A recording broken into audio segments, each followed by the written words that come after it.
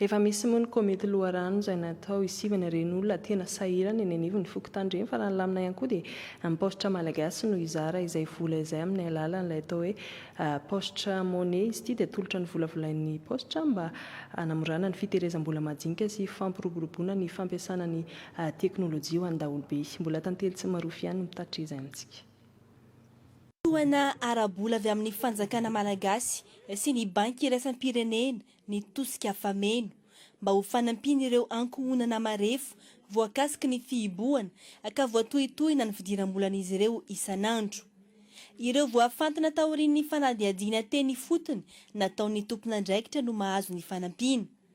Ampiasana ny teknôlôjia vaovao kosa ny fitsinjarana izany amin'ny alalan'ny fampiasana ny paositra monnaie. Ny tombontsoa azo amin'ity paositra monnaie ity koa zany dia tena hoe vola tsy banga no raisin'le mpitsitraka an'le paositra monnaie eto. Zany hoe raha 100 000 ariary no voatondra fa ho azo ny tsirairay eto dia tena 100 000 ariary tokoa no voareny eo. Satria tsisy frais io zavatra io. Ny paositra monnaie zany tsisy frais na ny mandefa vola na ny maka vola ohatr'izao ataontsika zao. Voasahan'ny any ambony any daholo ny any rehetra fa ny mpitsitraka an'le paositra monnaie zany dia tena hoe le vola tsy noalaina no azony.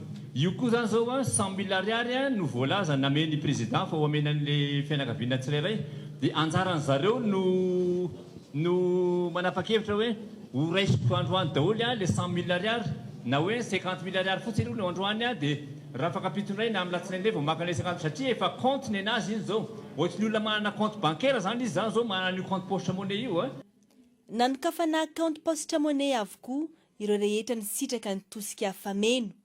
Izao natao dia hanamorana ny fahazoan'izy ireo ny fanampiana avy amin'ny fanjakana no dingana sahady any amin'ny fampiasana teknôlôjia vaovao ho an'ny daolobe izay sahaniny ireo mpiasa ny paositra malagasy manerana ny nosy. Ary indrindra makahery sy makasitraka anareo mpiara-miasa ny paositra malagasy rehetrarehetra, tsy hakanavaka anareo rehetrarehetra izay miasa mafy amin'izao zao amin'izao fotoan'izao mba hitsinjovana anareo avatsika ny zay ireo an'izay tena hoe sahirana.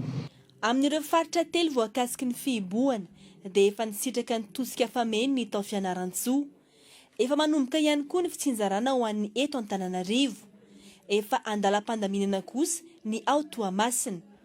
Tokantrano 495 alina sy iray hetsy no ahazo izany amin'ireo faritra telo voakasiky ny fihibohana ireo.